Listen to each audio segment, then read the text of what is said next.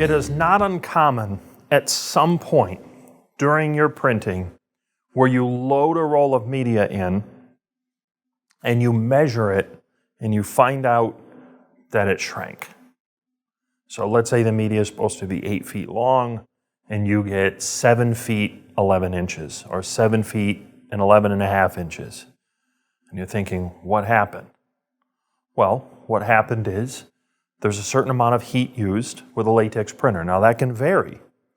You could be anywhere from, say, 165, 170 degrees Fahrenheit, all the way up to 241 degrees Fahrenheit. That's the max. And then you have speed along the way, which will determine how much dwell time the media has exposed to the heat. With that understood, not all medias are the same in terms of their sensitivity to heat. And there's two characteristics of shrinkage which are very common. Most medias, usually, they shrink lengthwise. It's pretty unusual for them to shrink widthwise. Usually that remains stable. What happens is as the material prints, it shrinks just a little bit on the length. Now that's going to vary a lot depending on the media. To give you an example, what I have here in this roll is a 10-ounce PET super smooth blockout. This is a temperature sensitive media. This is going to shrink and warp if you put too much heat on it.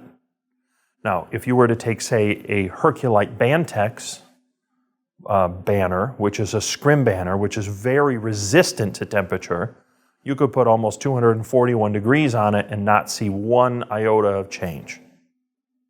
Not all banners are built the same, and not all banners have the same amount of scrim, and so therefore not all banners necessarily resist heat the same way. That same is true of polypropylenes, which can tend, or synthetic papers, that can tend to shrink. Some adhesive vinyls can shrink. The monomeric is probably more prone to it than cast or polymer. Certainly some banners can shrink.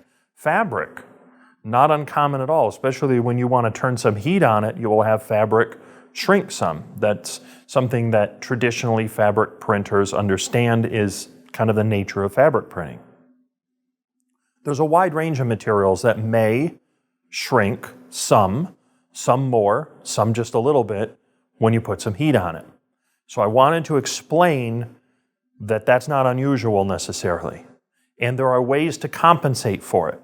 This is particularly important for double-sided printing, and there are processes within the RIP, for example, to account for the shrinkage and then make the image ever so slightly larger so that when you print, you come out to the exact size that you intended to come up with. And that is in the scaling function. And in a second here, we're going to show you where that scaling function is in the RIP so that you can go into it, run a print, measure it, and then have it reflected accordingly.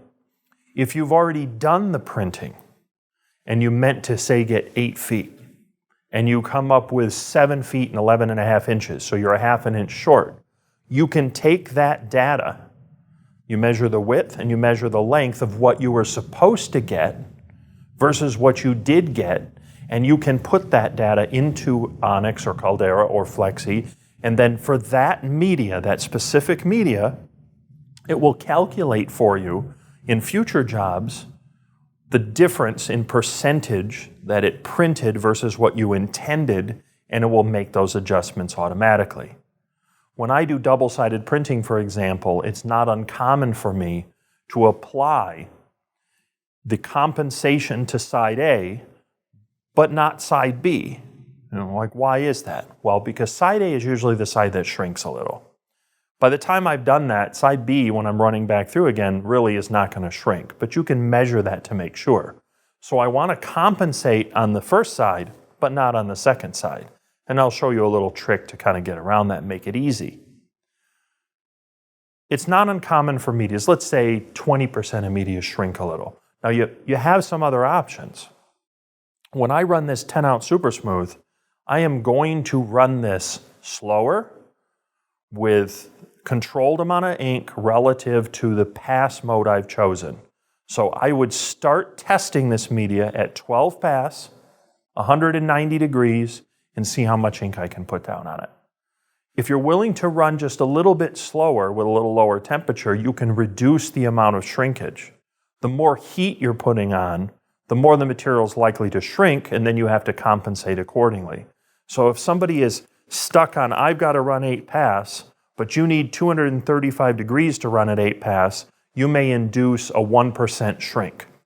If I were to run 12 pass at a significantly lower temperature, running the same ink density, I only might have like a tiny fraction of the shrinkage because the material is not being hit with as much heat.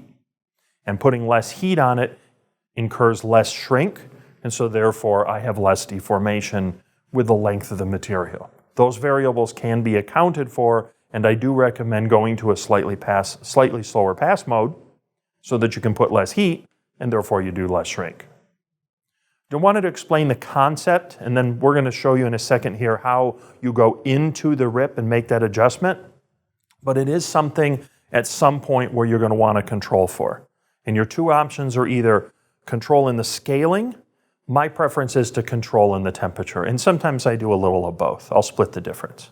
But that is a fundamental part about printing with latex and how you adjust for a temperature-sensitive media to adjust the scaling function. The location I'm going to show it to you will be in Onyx, but the same thing exists in Caldera and Flexi as well.